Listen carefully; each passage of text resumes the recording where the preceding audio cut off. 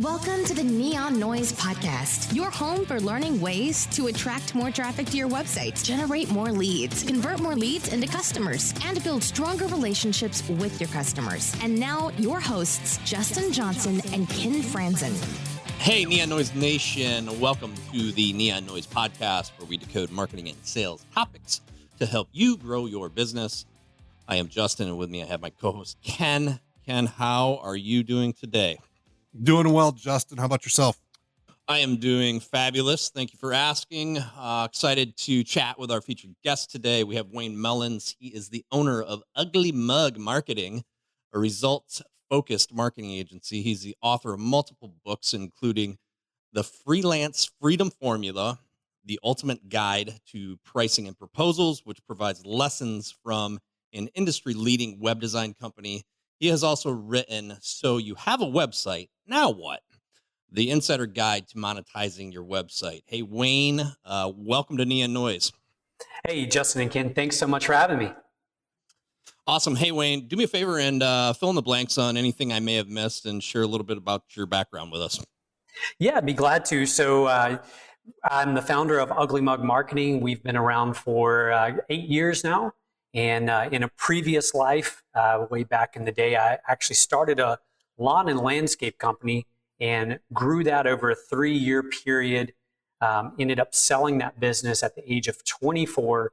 And as a result of the growth of that company, had lots of local and regional business owners reach out to me for help with marketing and sales. And so that kind of ultimately led into what I'm doing now with Ugly Mug Marketing. Cool. Very, very cool. You gotta talk quick about Ugly Mug Marketing. How'd you come up with that name? It's pretty cool. So Ugly Mug Marketing, the name itself comes from a quote from David Ogilvy. So for those who don't know, David Ogilvy comes over to America and with $40 in his pocket decides he's going to build an ad agency. And within about 15 years, he'd built the largest ad agency in the world. And he had a saying that was, I would rather an ad that is ugly that delivers results than one that is beautiful that doesn't. And honestly, that's the quote or the phrase that kind of inspired the name Ugly Mug Marketing. Very cool. Cool story. Very I love it. I highly doubt many people forget your name. That's cool. No, it sticks in the brain. Good stuff. Place us back in the time with the landscaping. When was this? And what I'm trying to do is point us to where the marketing world was during the time you had that 3 years of growth and how that sparked all this interest from other local business owners. Sure. So that would have been pretty much right after college for me. That would have been a couple of years out of college. Directly out of college, I got a couple of jobs in advertising sales. So I worked for a national billboard company selling outdoor advertising. From that, I decided I wanted to go on my own. And the easiest thing I could figure out at the time was lawn and landscape. So jumped into that. And really with, you don't have to have a ton of experience to do that type of company or that type of job. But to compete when you're, 22 years old and you're competing with people who are well established in your community, who have large crews and name recognition. I was a nobody who, probably at the time looked like I was still in high school. And so what I did was I really just followed and kind of built systems. And I was very systematic about the marketing approach that we took. Everything from lead generation all the way down to turning existing customers into what we would call evangelists. So in other words, having them out actively promoting on our behalf. Awesome. So these systems, these predictable, methodical routines that you've established that made everything simple and almost machine-like. Yeah, absolutely. I think oftentimes we, as marketers, as entrepreneurs, because we're such high visionaries, we often overcomplicate things by trying this new thing or chasing this new magic thing that we think is going to radically change our business.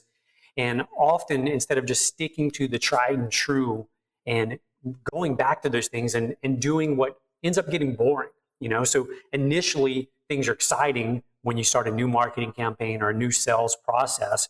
But over time, that gets boring for high visionary people, for entrepreneurs. And so we tend to convolute it, pour more stuff on top of it, or delete stuff out of it. And so we end up creating big headaches for ourselves in that process of trying to find this magic bullet that's going to be exciting and that's going to radically scale our businesses. Yes, we're our own worst enemy, right? Absolutely. Everybody wants the magic bullet. Yeah. Absolutely. So, what made you decide specifically? I'm interested in the. So you have a website now. What book? Because I think that while we have some freelancers, I think in our audience, I think we have more that are business owners with websites that would be more interested in hearing you maybe talk about this particular the topics within this book a little bit more. What made you decide to write this book?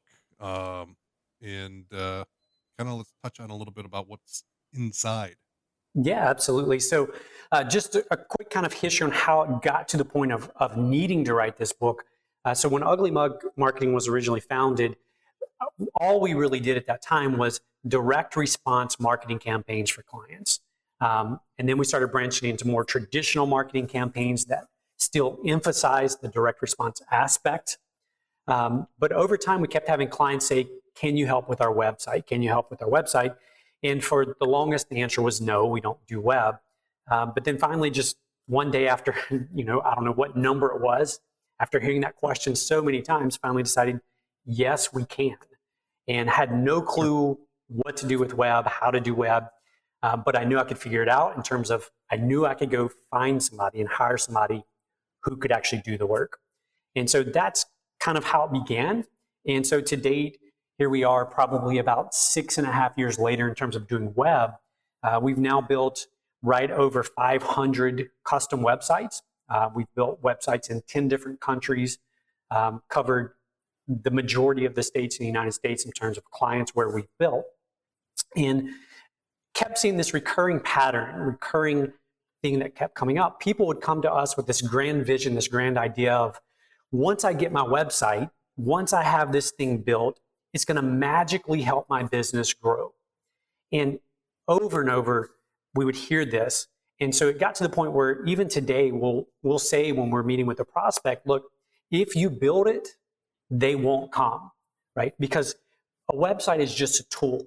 And until you know how to use that tool, it's going to do like the brochures that you order. It's going to do just like the business cards you've got stacked up somewhere, or the t-shirts in the back closet.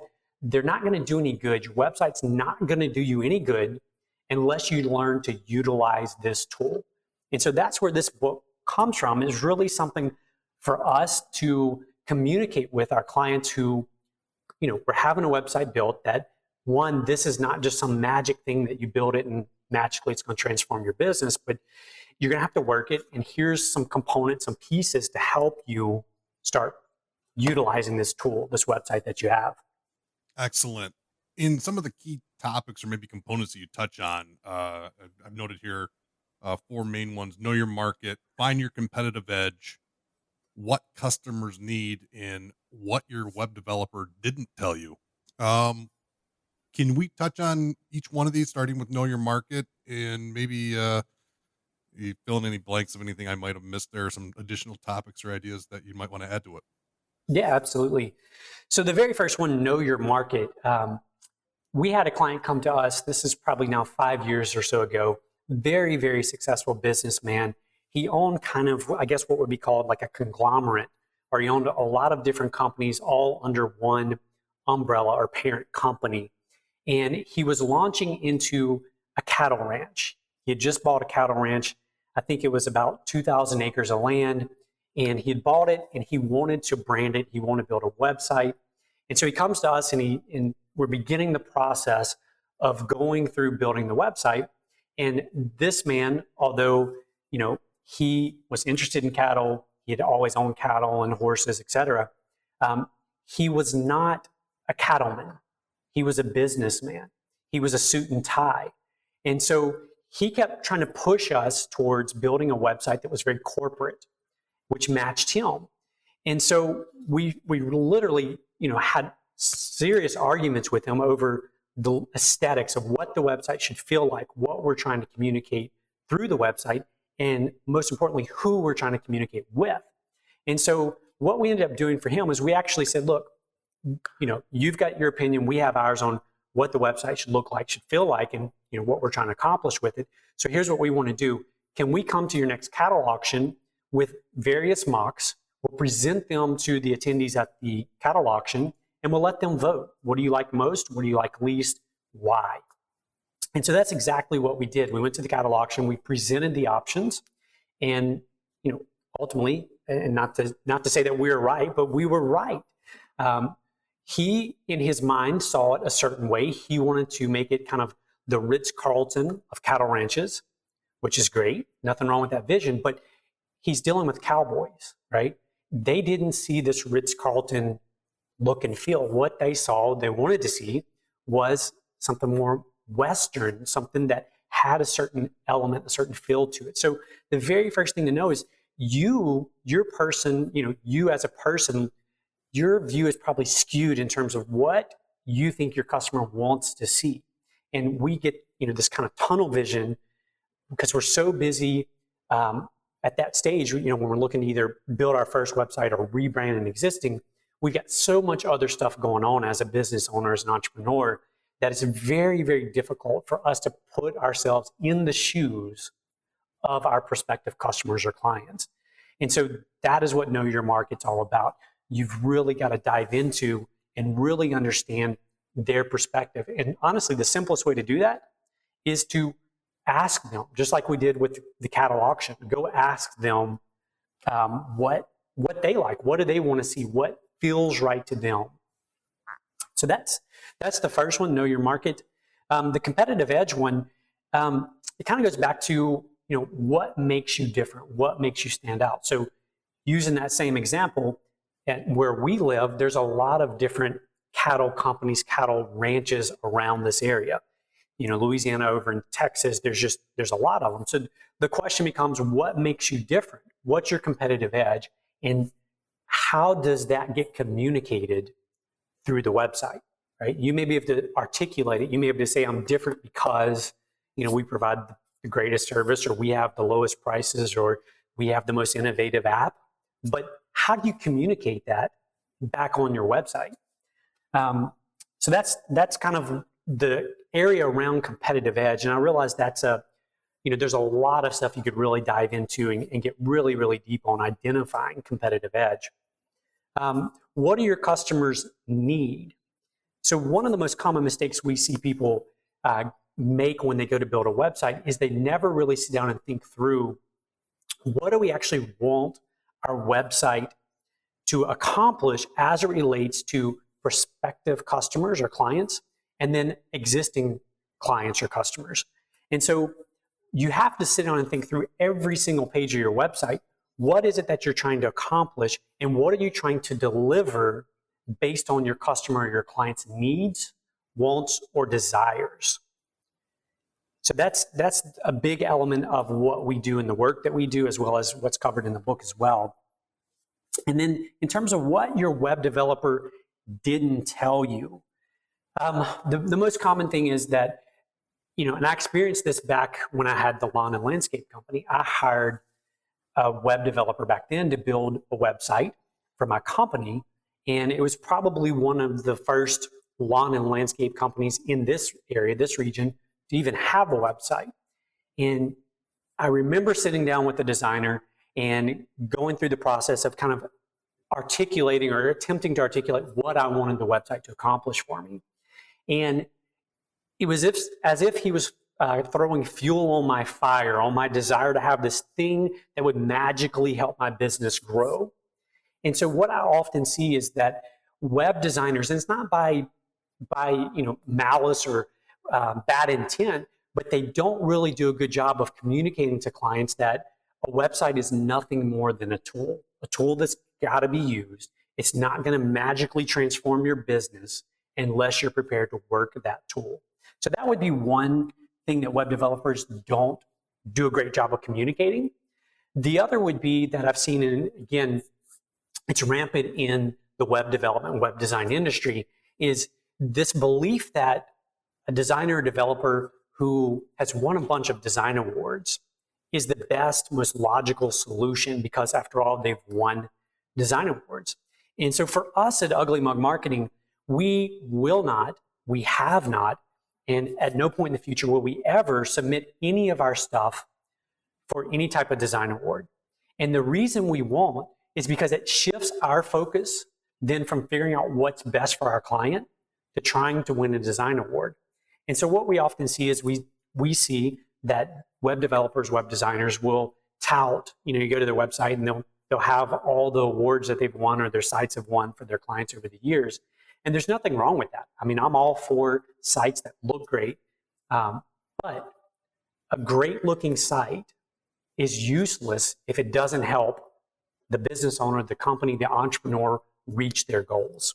Absolutely. I agree with that completely. And I find it interesting with regards to in a little bit, I kind of want to backtrack maybe to each one of these points to maybe a little bit and say, the know your market with the comparison or the surveying you did with the cattle ranch at the auction.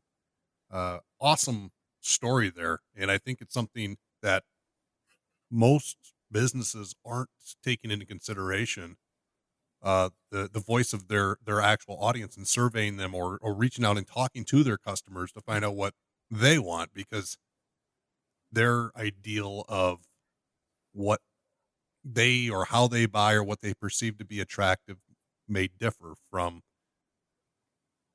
their customer base. Do you do this type of activity, the surveying, this customer research often with for website clients or projects or marketing campaigns that you're going to embark on? Yeah, every opportunity we have to do that, we absolutely will do that. It's not always as exaggerated as that example. What made that example and that case so unique is here you've got a businessman who's extremely successful. I'm talking about multiple companies doing multiple $1 million a year in each company. And so what made that one so different or so unique is here you've got a very astute businessman who knows a lot about marketing. He knows how to drive sales. And so in this case, he was just completely blinded in this new market that he was getting into. So oftentimes what we discover is that most clients aren't that completely blinded. You know what I mean? They have a general idea. They have a general feel for what's right. In this case, he was just completely, the wrong way, the opposite direction he should be going. So we do it as much as we can, but we don't always have to go to cattle auctions per se to find these things out. What are some of the tools then? Would you use like a Survey Monkey type survey, or do you do one-on-ones? Do you have your clients engage in the research themselves? What are some of the tools that you might use or strategies you might recommend? Yeah, so we've used all of those. So Survey Monkey, we've done internal user experience case examples as well. Another that we've used, and this one can be a little tricky, but we've used Facebook to survey. We've also used private Facebook groups to survey. So if we know that we've got a client's got a closed group, so we're having accurate sampling, we've used those very effectively to get feedback from the actual people that are involved in the organization or customers of the organization. It doesn't have to be a complicated thing, right? So if somebody's sitting there and they're thinking, look, I've got this business, I want to redo or rebrand their website or build a website, it doesn't have to be a complicated thing. It can be as simple as sending out an email, sending out a few different either wireframes or mocks of what the homepage may look like, may feel like, and using that as the starting point. Now, find your competitive edge. This is something I see as an opportunity that many business owners don't vocalize. What is your experience when you're working with business owners? Do you find that most can clearly identify their competitive edge and they vocalize that on their sites, or you find that to be a challenge? No, I completely agree with you. It's definitely a challenge. By default, most of the clients that we work with, when you ask what makes you different, what makes you unique, they go to the same words that any of their competitors could use. So, great service, great price, great selection, you know, X number of years experience, industry leaders. So they default to these things that really anybody could pull away, could take and use as their own.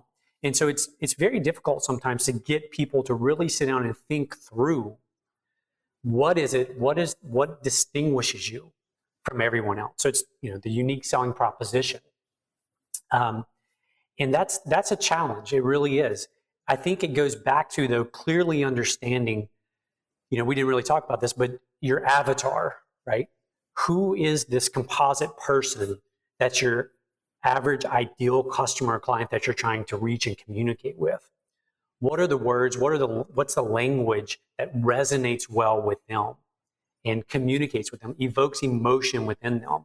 And then how do we massage that into an aesthetic, the look, the feel?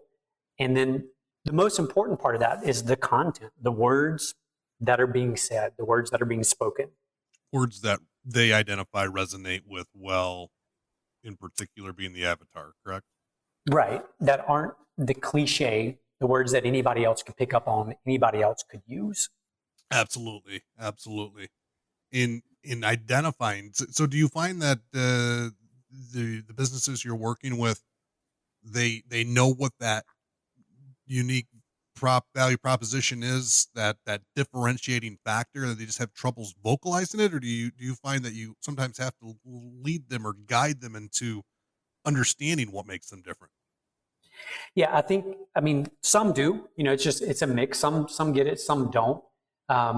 Oftentimes though, we do have to kind of guide them, kind of help them discover how they communicate their USP, what makes them different, what makes them stand out from everybody else. So you've built over 500 websites across the US, and I think you said 10 countries. Correct. That's impressive, and it means that you've probably seen just about everything you possibly can, or at least the majority of it. So when you're working with, you probably work with a lot of businesses that have had websites built in the past, and you're not their first site. They've come in to you for the first time, to work with Ugly Mug Marketing the first time. They're choosing to work with you because they don't choose to work with the people they did in the past. What are some of the biggest mistakes that you see either businesses make on the sites that they currently have, or that they'd like to make with you, with the site they're contracting to build with you? Yeah, so the very first thing would be clearly understanding what you want the website to actually do for you, right? So again, we're in the culture today where everyone feels, as a business owner, as an entrepreneur, there's this kind of implied pressure that you have to have a website. And the sad part about that is most people never really sit down and figure out, okay, if I'm going to have this thing called a website, what do I actually want this thing to do? What do I want this tool to do for me? And so we have something that we call the natural progression. And what that simply is everybody starts out there as a stranger, right? So they know nothing about our company, our brand, what we do, what we provide. Well, the next step we want to do is we want to move them to become a friend of ours. And to move them from a stranger to a friend, there's a couple of things that have to be in place to do that. They, first of all, have to know about us. And second of all, they have to like us, right? They have to have some form of like or affinity. If they hate what we do, they're never going to become a friend. If they hate who we are, they're never going to become a friend. And so once we get them to become a friend, the next step in that process is we want them to become a customer or a client of ours. And so the next big component, the big factor that's missing from going from a friend into a customer or a client is trust. You're not going to turn over your wallet. You're not going to enter even your email address, opting in for something, if there's not some form of element of trust in that relationship. And then the final component to that, and this is one that it's the most difficult to engineer on a website, but if executed correctly, can be the most powerful. It's turning existing customers into evangelists. Because when you turn existing customers into evangelists, what do? They go out and tell all their friends about you. So you bypass that whole stranger portion of it because they're out there doing the work for you. So when it comes to the website, that's the process that we attempt to think through when we're designing a website or building a website out, is if we're going to have people who land on the site who are indeed strangers, so they, until they landed on our page, they knew nothing about us, right? They didn't even know we existed until they sat down and Googled whatever the keyword was, or they clicked on a Facebook ad or whatever it may be. Logically, how can you utilize your site to bring people through that natural progression? And so that would be a very simple thing that listeners could do. They could literally just sit down, pull up their homepage on their website, and ask themselves, if I were landing here for the first time and knew absolutely nothing about this organization, this business, how long would it take me to figure out what it is that they do and how that could benefit me as a visitor on the site? What is it that they do? And it's establishing that trust. So what are some of the things that they should look at? What would you recommend that they key in on? Yeah. So what I would say is that I'm gonna jump back a second and explain something I probably should have explained a little earlier that would maybe shed a different light on the conversation. So in design, so if you were to go to school and study design, there are 3 C's, the 3 C's of design. So there's composition, contrast, and then there's content. So the composition is the structure, the makeup of the thing that you're designing. The contrast would be the colors, the visuals that are used on it, right? That's the things that kind of create the emotion. And then the content. The content is the message that is the most important part that we're attempting to communicate. And what often happens is that designers love to design great, beautiful, attractive, award-winning things. And so the first thought in their brain is not the content or the message that we need to communicate. They're thinking about the contrast and the composition. So words, video, the message being communicated is the most important thing. The content's the most important thing on a website. Every other aspect and element should support the content. And so to answer your question, I would say the thing to look at would be what content is being delivered that answers that question. So the visitor lands on the site for the first time, what content is being delivered that would help them clearly and quickly understand who you are, what you do in relation to their needs, wants, desires.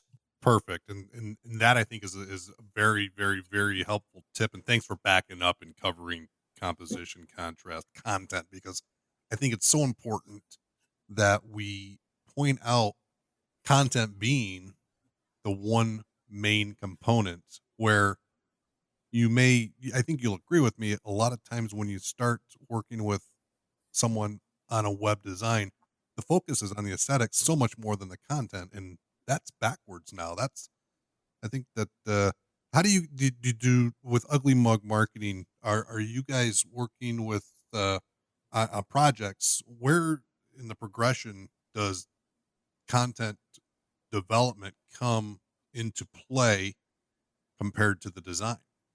Right.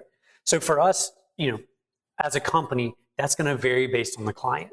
So we always would like to begin with content. We would like to do this really deep dive and help them be able to articulate, their USP, their unique selling proposition through their website. But budget constraints, et cetera, some people come to us and they just say, look, we know what we want. We want to redesign. Here's what we want. We want same exact pages, make it look better. Sure. In the perfect world, we would only work with clients who would allow us to go through this drawn out process of getting the messaging right first. But the reality is we don't have that luxury.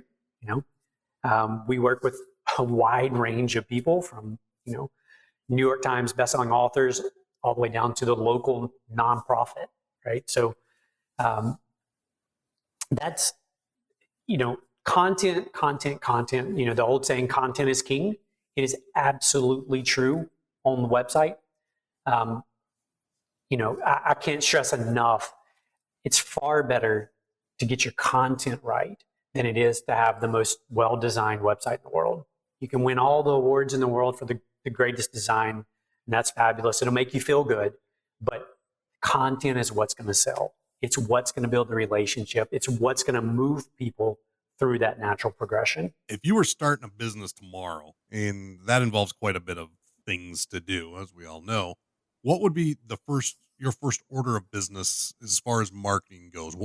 Or maybe even jump into that second. How would you start beginning to market your business? What would be the first thing you'd focus on, and how would you progress from there?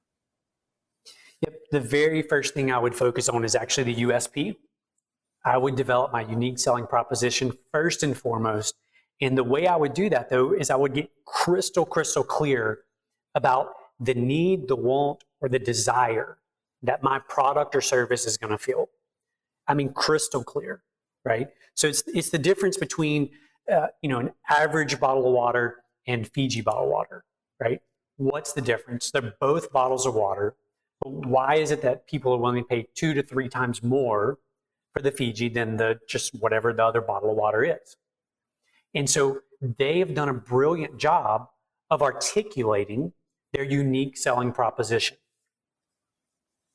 And they support that with the design of the bottle. So what's different about a Fiji bottle of water versus just about every bottle of water?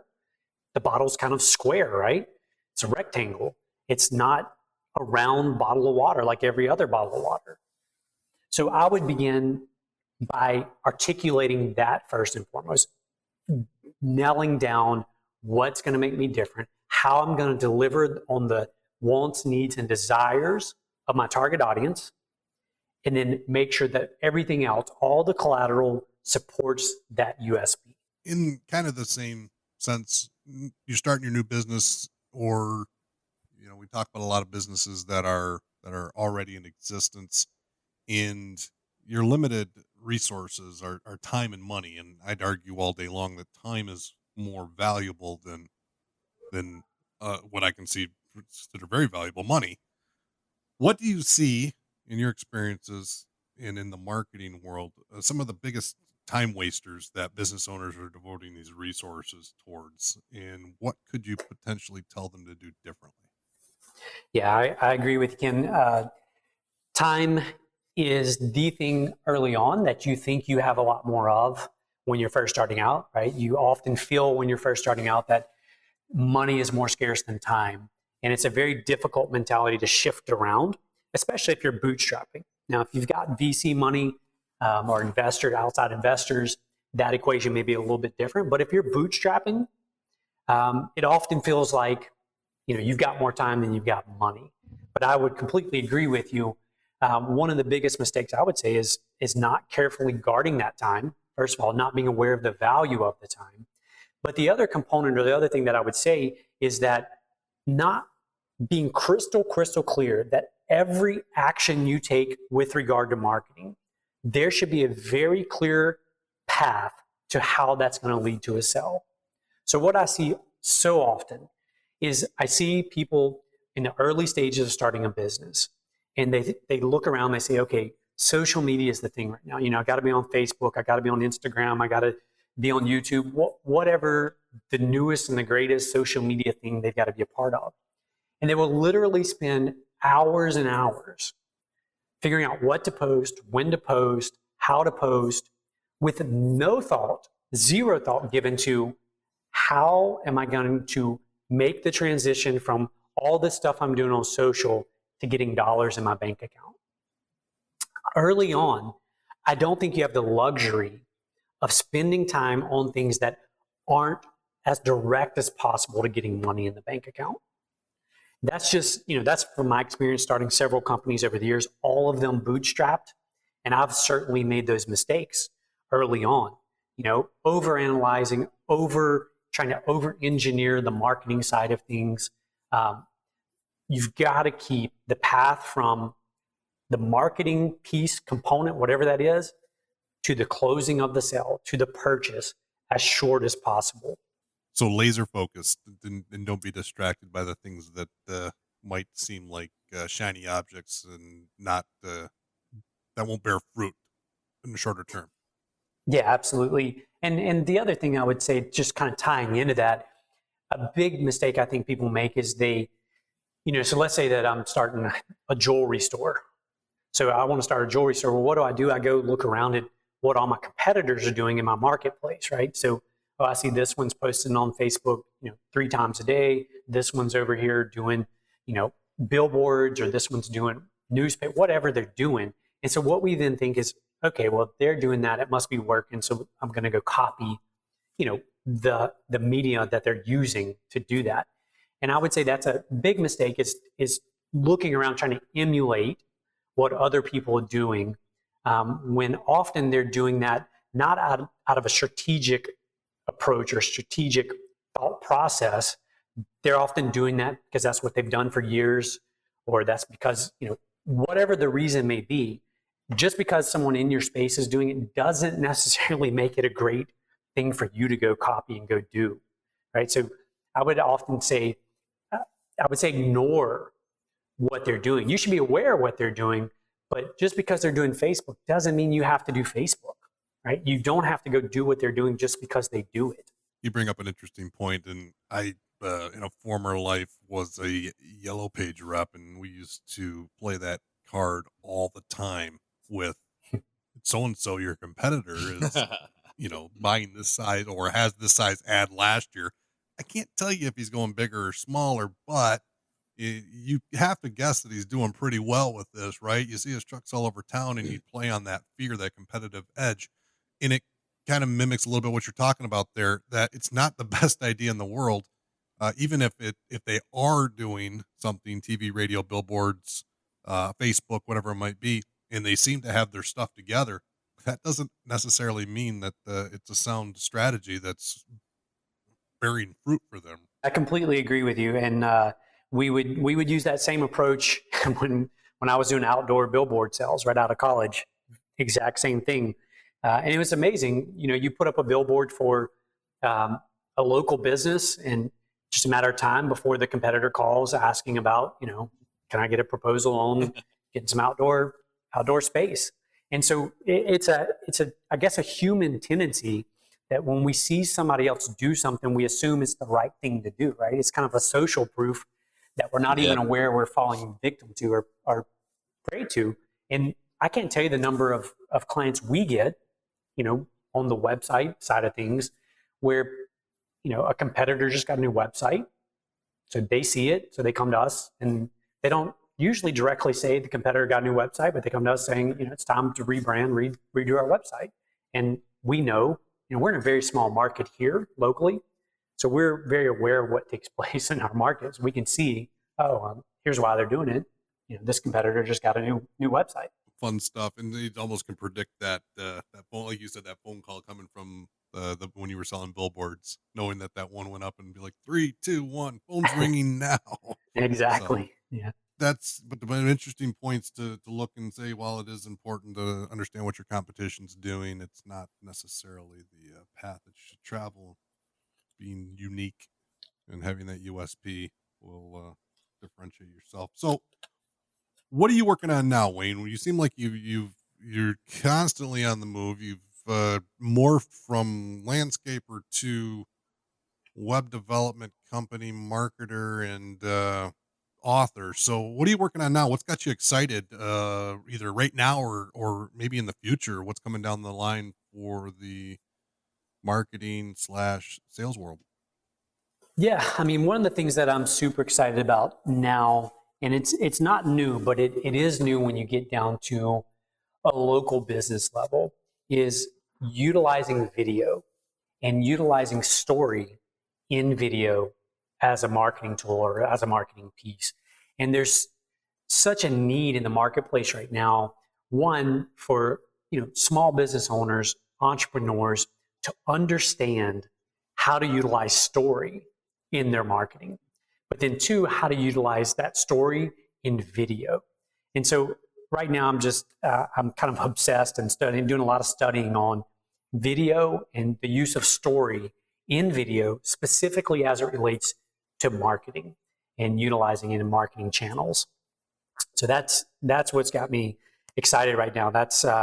We're doing some stuff kind of behind the scenes with some pretty well-known clients, well-known names. If I mentioned, you you probably recognize, behind the scenes with them and kind of doing some split test on what's getting results, what isn't. Awesome stuff. That's fascinating. And storytelling is something that I find is lacking in so much, whether, video is obviously the optimal medium for delivering a great story, but even in text or through visuals and telling a story, it's got stickiness that, would you agree with me? Most web copy is pretty boring, and you can take that to another level with a story and having it resonate with someone. Yeah, and the word resonate, that's the key word. Absolutely. Hey, Wayne, you've shared a lot of great information with us today. If you could give one piece of parting advice for our listening audience, what would that be?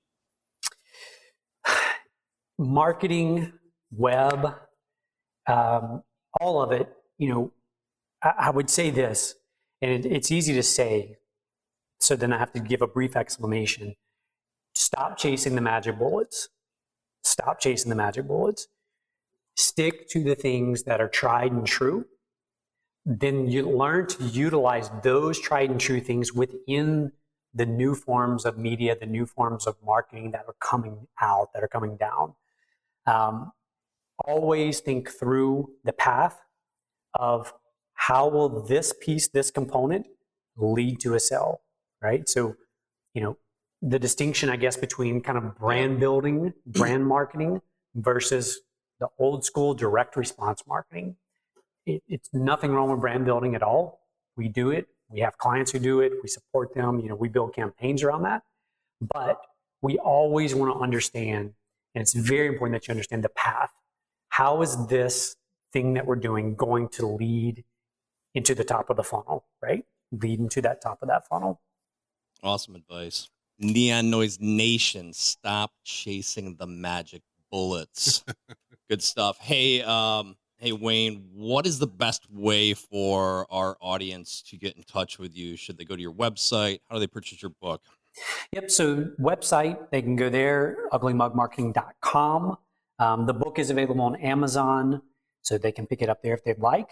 That's the best two places. And if you don't mind, let me leave just one simple thing that everybody could do. It's a simple formula everybody could do. They could go to their website today and ask themselves these questions. And I think if they did that and kind of walk through these questions, super, super easy questions, they would realize some things that maybe need to be adjusted on their website. Is it all right if I run through those real quick? Yeah, fire away. Yeah, fire away. Sure. Okay, so we call these the critical five. The critical five. And when we're designing a website, we ask these 5 questions about every single page. So not just about the website in its entirety, but every single page on the site. So the very first question is, who's here? Now, that may vary from page to page.